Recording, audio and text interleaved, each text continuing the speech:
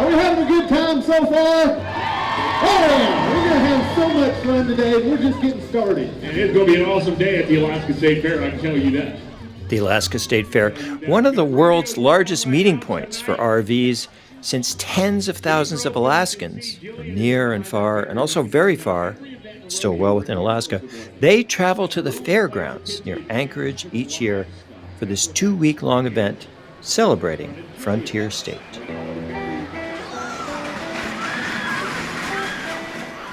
There's dozens of amusement rides, including the roller coaster.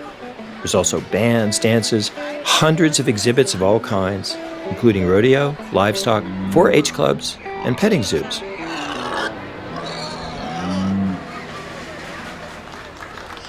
There is also state politics on display at the 2024 Alaska State Fair.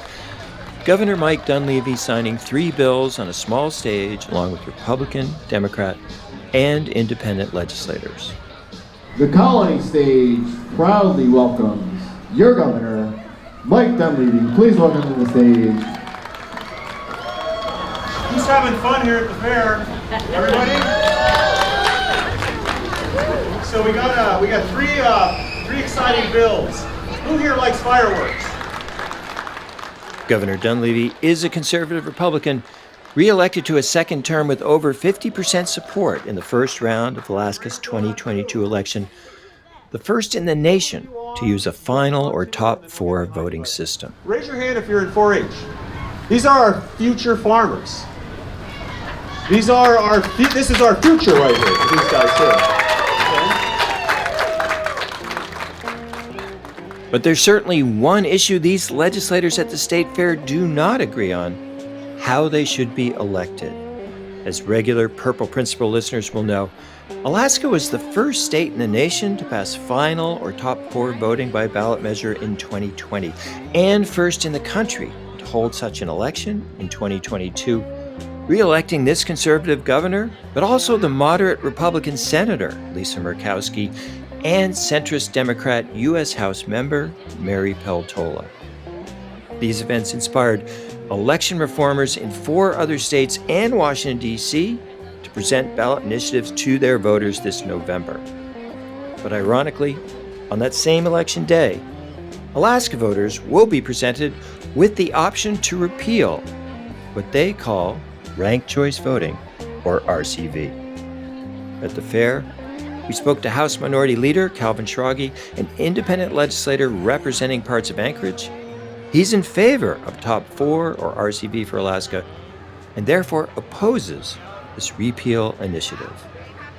Well, I think the reform has been incredibly beneficial to politics here in Alaska. We also spoke with Republican State Senator Robert Myers. He supports the repeal of Alaska's top 4 or RCV election system, where all voters select from all candidates on a unified primary ballot, and the top 4 proceed to a ranked choice general election. So I first heard about the ranked choice and jungle primary initiative in late 2019 as the signatures were being gathered. I thought a lot of it was a solution in search of a problem. I'm Robert Pease, and this is The Purple Principle, a podcast on the perils of polarization, focusing this season on state-level efforts to depolarize our politics through nonpartisan election reform. We'll hear more from Senator Myers and Representative Schrage on this episode, and also from Representative Rebecca Himschoot, who was initially elected to the State House in that first statewide top 4 election back in 2022. If we can keep our open primaries and if we can keep ranked choice voting, I think we have a chance at our state getting into a better place. But first, we asked the question, how did our 49th state become the North Star of election reform for states as different as Nevada, Idaho, Montana, and Colorado, all of whom have their own variations of top 4 or top 5 voting on the ballot this year? There's no one better informed on that question than the election law expert and reform advocate Scott Kendall. He's been a central part of nearly every norm-shattering election event in Alaska over the last 15 years. And in 2010, I was counsel to Senator Murkowski when she ran her write-in campaign, which I think was just a real dramatic lesson in the dangers of close primary elections. Tonight, after 8 weeks, I think we can say our miracle is here. Our miracle is here. Coming out of that, I actually went to work as chief of staff for Governor Walker, and he was the only independent governor in the nation. We talk about the bipartisanship, having a bipartisan administration. We'll have a no-partisan administration. Executive producer Carol Wingard, she sat down with Scott Kendall in Anchorage the same week of the Alaska State Fair. That interview began with a discussion of how a farm boy from the lower 48 ends up a prominent advocate for less partisan elections and for more pragmatic politics in the vast and sparsely populated state of Alaska. I grew up actually on a farm in western Washington, in a farm town right in the shadow of the Olympic Mountains on the Olympic Peninsula. Lived in Seattle for law school and moved to Alaska, quite honestly, because of the space, the nature. Seattle was just too many people for me, I guess. I like the wide open space, the ocean, the mountains, the nature. One of the things I love about it is Alaska is America's biggest small town. Literally, we don't have 7 degrees of separation. We have 2 degrees of separation. Everyone knows each other. Republican, Democrat, other, everyone is friends. Their kids play soccer or hockey together, and it's just a bit different that way. How would you describe the political culture here? The political culture here is just, I think, different. We refer to the rest of the United States as the outside with a capital O for a reason. We tend not to get drawn into national politics.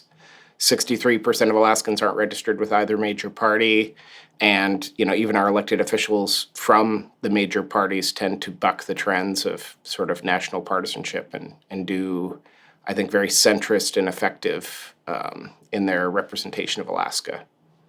So then turning now a little bit more to some of the work you've done in political reform, when did you first hear about open primaries and RCV?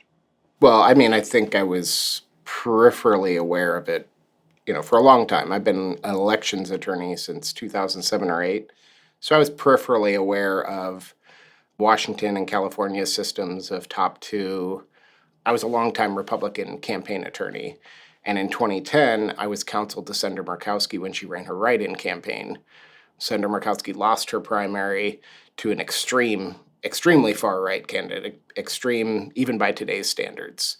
After she lost the primary, she actually ran a write-in against both the Democrat and the Republican and won. And she won by, a healthy margin. And what those results showed was that Republican candidate who would have won if Senator Murkowski hadn't run, 65% of Alaskans didn't want him. So it really showed how the partisan primary presents voters with a choice they may not want. And, it's that lesser of two evils problem.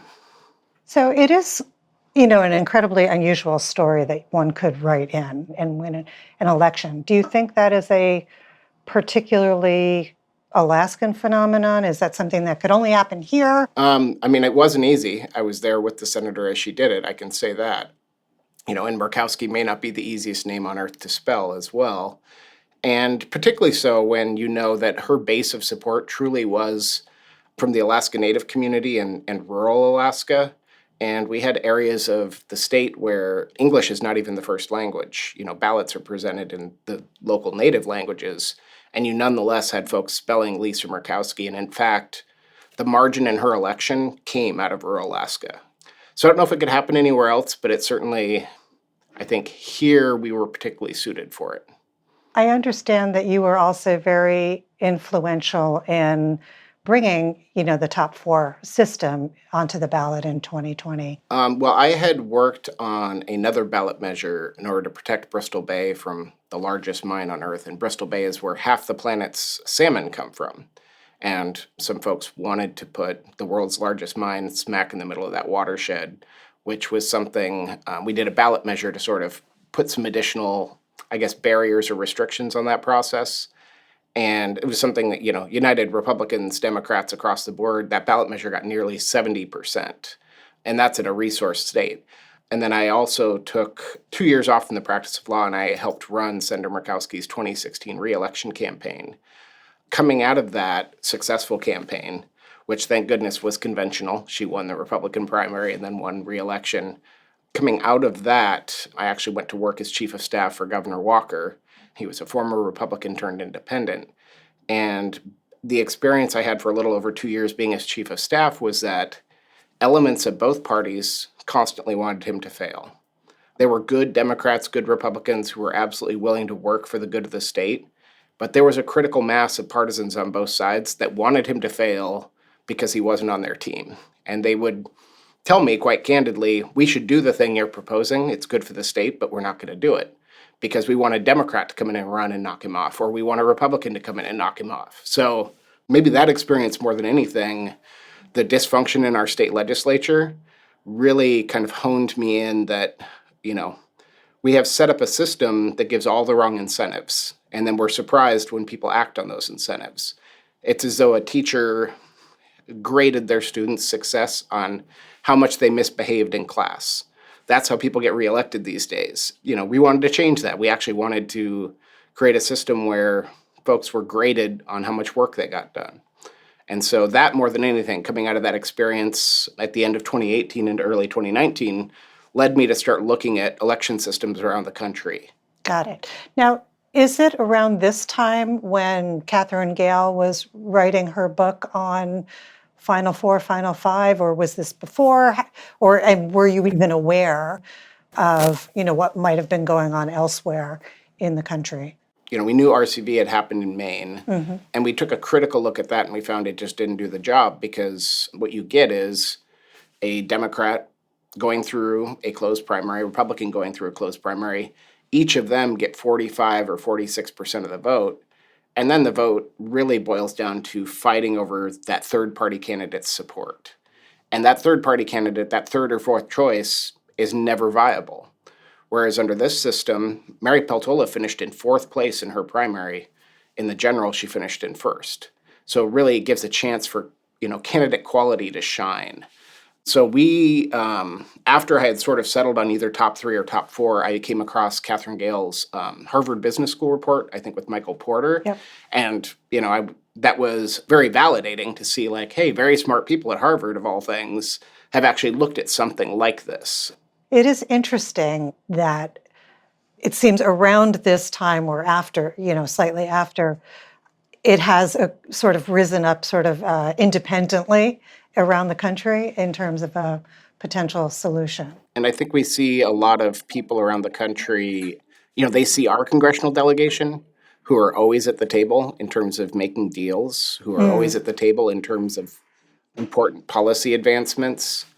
And, other states are jealous, frankly, of the way our delegation can get so much for Alaska because, when President Biden was putting together the infrastructure package, conservative Republican Don Young was in the Oval Office making sure that if he was going to support it, Alaska was going to make out as well. Senator Murkowski, Senator Sullivan, and now I think Representative Peltola to some degree has continued that tradition. She secured approval of the Willow oil project on the North Slope, which is one of the largest approved oil projects in the nation in decades. I don't think she gets that opportunity if she's not able to go into the Oval Office, as a resource-friendly Democrat and make that deal. So I think people around the country look and they say, every time an issue goes up, I know how my delegation's voting. They're going to line up according to their party leadership. And that undermines our ability to get anything done. You can't break the filibuster in the Senate. And so you don't fix the border. You don't do important climate change legislation. There are numerous things that are very bipartisan in nature that we simply don't do because the party decides, if it's not a win for the party, we're not going to do it, which is, it's a shame. Yeah. So you're working in the governor's office. You've been thinking about top three, top four. What did you do then? Well, from there, I began writing. I'm an attorney. I started writing a ballot measure. So, I still have the original file on my computer. Started writing, consulted with an attorney who had formerly spent 12 years working for the Alaska Division of Elections. She was even more of an elections expert than I was, and really worked on honing in the policy. We had a lot of very bipartisan effort. We had a lot of Democrats, a lot of Republicans supporting us. We had the party leadership, the chair of both parties against us. We had the prior Democratic and Republican candidates for governor were both against us. And one of the more destructive things that happened was Planned Parenthood in Alaska came out against us late and really probably cost us 7 or 8%. I think partisan interests must have driven them to the decision. I've never really heard why. But it was incredibly damaging, as you can imagine, when you have progressive women told that they're going to lose their right to choose if they vote yes on this thing. We probably would have won it something like 57, 58%, but because of that kind of misinformation coming so late, we barely, we got 51%. We won by 2 points.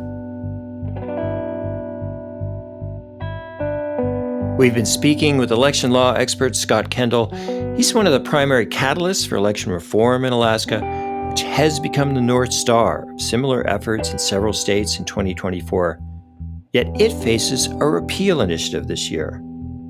While attending the Alaska State Fair, we spoke with legislators on both sides of that issue. Calvin Schrage, House Minority Leader, he supports Top 4 or RCV and is campaigning against the repeal effort while also campaigning for his own reelection. So going door to door on my campaign, I'm also talking to voters a lot about the initiative that's before voters and talking about the fact that we really need to preserve ranked choice voting and open primaries here in Alaska. I think returning to the old system that we had just further empowers extreme partisan individuals to choose the candidates for us, and I think that would be a terrible choice for Alaska to go back to. But State Senator Myers, he points out that another plank in the original 2020 ballot measure was a clause promoting greater campaign finance transparency. And that is no longer an issue in this 2024 repeal measure, which focuses squarely on open primaries and ranked choice voting. The way that it was passed, with it being bundled with some campaign finance changes, a lot of people were voting for the campaign finance changes, didn't realize they were voting to put in a jungle primary and ranked choice voting general election. So that soured some people pretty early on.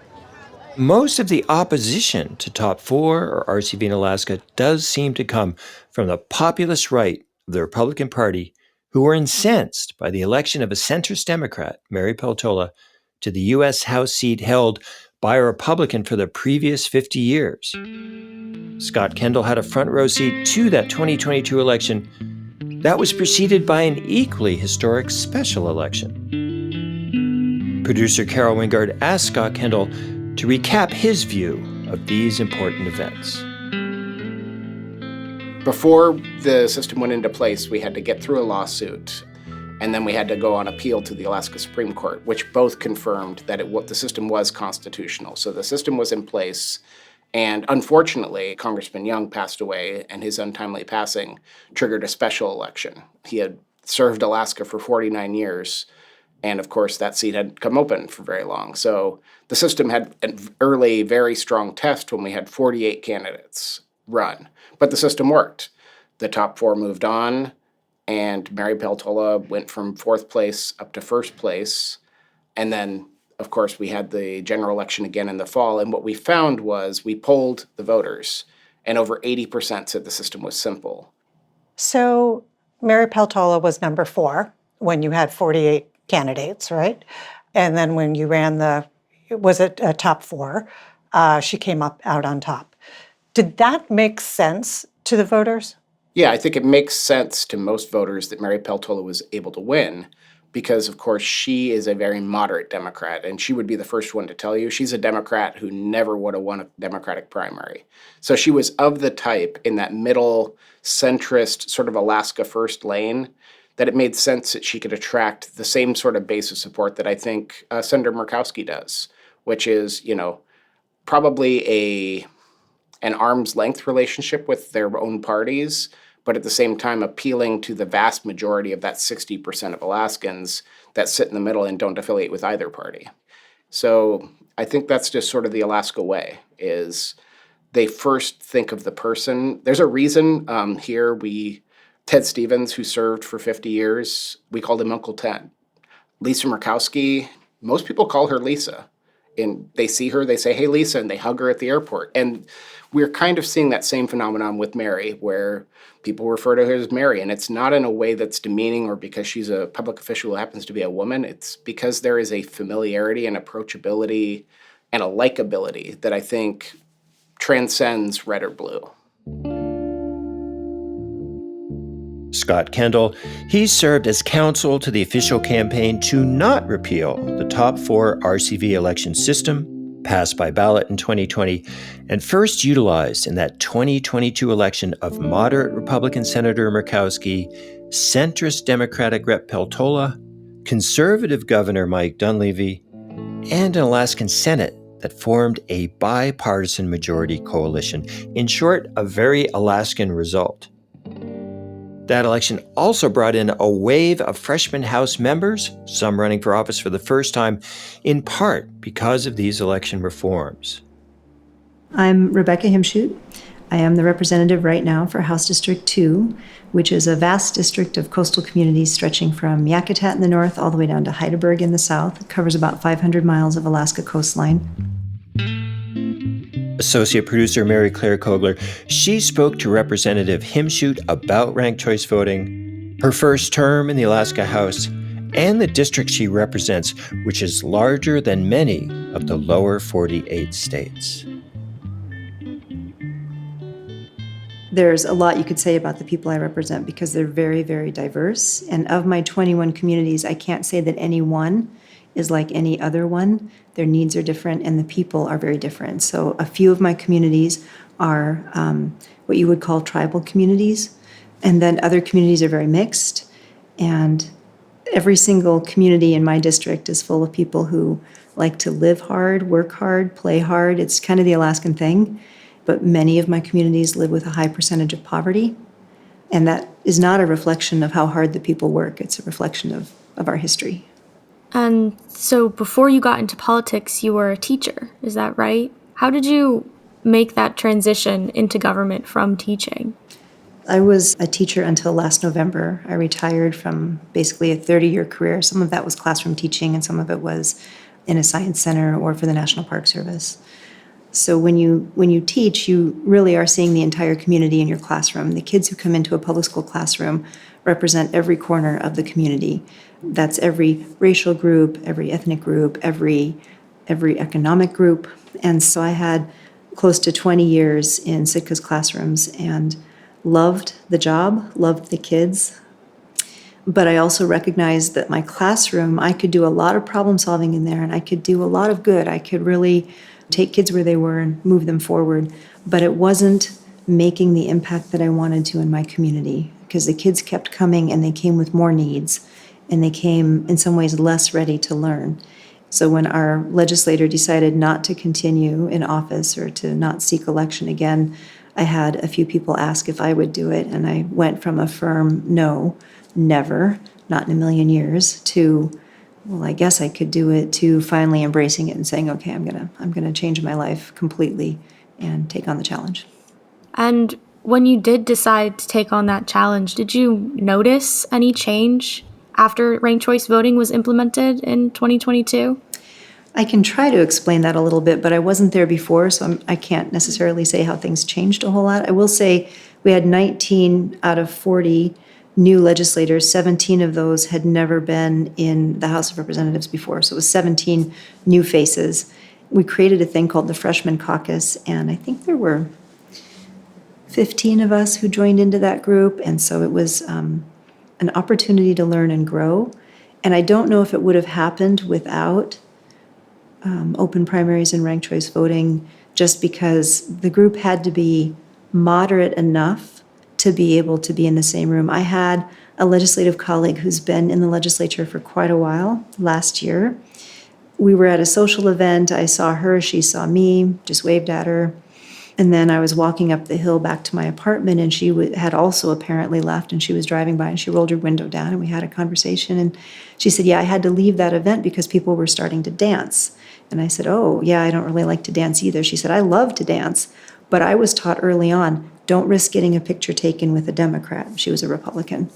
And that broke my heart a little bit because we've had good conversations. I enjoy her company, but she's clearly unwilling to be seen in public with Democrats. And if we can't even be seen together, how are we supposed to legislate together? How do we move our state forward? And now, this November, there's a repeal to top four or ranked choice voting that's going to be on the ballot. Have you spent a lot of time talking about the repeal, or have you heard other people talk about it? Mostly just with friends. I don't bring it up at the doors or with constituents. I think Alaskans are capable of making up their own minds, so I don't try to sway people into thinking a certain way. That said, when it comes up, I ask people, what do you not like about it? And it's often difficult for folks to articulate what they don't like. People will say, well, it's not fair. And if you ask them to go a little deeper on that, well, how is it not fair? There isn't usually a lot of meat to that answer. And I don't want to put you on the spot, but do you think the repeal will pass this year? I don't think the repeal will pass. And by having a second opportunity to use the system, I hope Alaskans are just more comfortable with it. So I don't know. You know, it barely passed in 2020. So it's kind of like they say about the Everglades in Florida. It's a test of whether you can keep it, right? It's a planetary test. If you can keep the Everglades, you can keep the planet. And I feel that way about RCV. If we can keep our open primaries and if we can keep ranked choice voting, I think we have a chance at our state getting into a better place. Representative Rebecca Himschoot, one of 17 brand new House legislators elected through the top four election system in 2022, and now facing re-election through that same system, even as top four voting faces a repeal. How did this repeal effort originate? What messaging will the repeal backers be circulating to Alaska voters? And what are the prospects for the success of this repeal? Our producer, Carol Wingard, put these questions to Scott Kendall, legal counsel to this year's No on Repeal effort, which is working to maintain this less polarizing election system in our nation's least partisan and most indie-minded state. There has been dissatisfaction or talk of repeal virtually since immediately after it passed. We actually had Kelly Chewbacca, who ended up running against Senator Murkowski. She was a commissioner in state government. And after it passed, she was making the argument that we shouldn't count ballots that came in later by mail because they had flipped the election result, which, you know, anyone who understands elections knows election results don't get flipped, they get completed. The problem she had was a lot of our ballots from rural Alaska take an awful long time to get back here for counting. Back here, meaning Anchorage or Juneau. We actually allow up to 15 days for them to get back by mail. And as those ballots came in from rural Alaska, we were winning those areas by a 2-to-1 margin, which is why we overtook. So you had people, even in state government, almost immediately talking about there's no way this passed. They actually hand counted the ballots to confirm that it passed. So they did a hand recount, and what do you know? The margin only changed, I think, by about 30 votes, and it just kind of added to both columns, and it didn't change the margin. And so folks have been talking about repealing it right from the get-go. You know, people will complain, but they complain about voting machines. They complain about people being able to get absentee ballots. There's always a complaint about election systems. So I understand there have been a number of court challenges. The repeal is on the ballot. Now what? Now there is an official No On To campaign to protect voter freedom. I think that's their slogan. And they will, of course, give the voters good information about how ranked choice voting is legal, does work properly. And it's not a partisan reform. It's a nonpartisan reform. And also informing voters that this ballot measure will give the parties the power to close their primaries again, meaning 63% of Alaskans wouldn't be allowed to vote in the primary elections where the elections would be decided. And what do you think the strategy on the repeal side is? If it's similar to what they did in 2020, it will be misinformation. It will say, you know, this allows the person in last place to win. This, you know, perverts the will of voters. It's too hard to do, even though we've proven it's not too hard to do. We have heard them say, you know, some of the same old things. they will quote Governor Gavin Newsom, who's against ranked choice voting, and saying that it hurts voters of color, even though we know it does not, even though we know it helps actually candidates of color because it lets them kind of break through the party duopoly and actually get on the ballot. Got it. How do you think it might turn out? You won by the ballot reform initiative won by a very small margin in 2020. What's your prediction? Is this going to be close? Yeah, I mean, I think it has been made to be partisan, so I think it's going to be closer than it should be. And by which I mean partisan, I think you see, when Lisa Murkowski won, people who didn't vote for her didn't like it. When Mary Peltola won, even though she won fairly handily, those who voted against her. So those people who voted against those candidates, I think you're probably, no matter what, going to get a repeal support that's in the 40s, just because it has become partisan. So you say it's sort of the partisans are lobbying for repeal. Does that mean it's both Republican and Democratic parties are currently coming out against the current system? Neither party has sort of officially endorsed either side. I think, there's probably more Democrats in support than Republicans generally. But again, Republicans are 23%, Democrats are about 13%. So really, at the end of the day, it's really going to come down to that group in the middle who do have partisan feelings. That 60%, it's not as though they're a blank slate. And it's going to be about whether they can really kind of think about the policy versus have this bias of, well, I voted this way and it didn't go my way last time, where we had very diverse election results. We had a very conservative governor elected. We had a moderate Republican elected as senator. And we had a moderate Democrat elected as representative. Same voters voted for all those people, and all those people got over 50%. One of the big reasons Democrats opposed ranked choice voting here is, quite honestly, it was originally a Republican idea. In 2002, the Republican Party officially supported a ballot measure to have ranked choice voting in our general elections. They lost by 25 or 30 points, but they put the idea forward because in the 90s, we had a 2-term Democratic governor because Republican candidates were fighting with one another. One of the things that we're obviously focusing on is how Alaska has really energized so many other states around the country. How cognizant are you and others here in Alaska of the national or of the multi-state effect that you're having? Yeah, I think we're very aware. I probably talk to people in half of the states, and I've certainly talked to folks in every state where it's going to be on the ballot. I think we've built the prototype. It's one thing to say, I can make cold fusion work. It's another thing to actually do it and then have it work and have the election go, smoothly, even in the context of a very, very rapid special election. So I think this sort of the proof point that we represent, that not only can a better system be passed by people, but it can actually work in practice as you use it and with relatively little disruption. Do you think it is a reform that can be applied in states around the country? I do. I don't know if it'll work absolutely everywhere. I've got a lot of skepticism of it being everywhere, mostly because we don't have citizens' initiatives everywhere.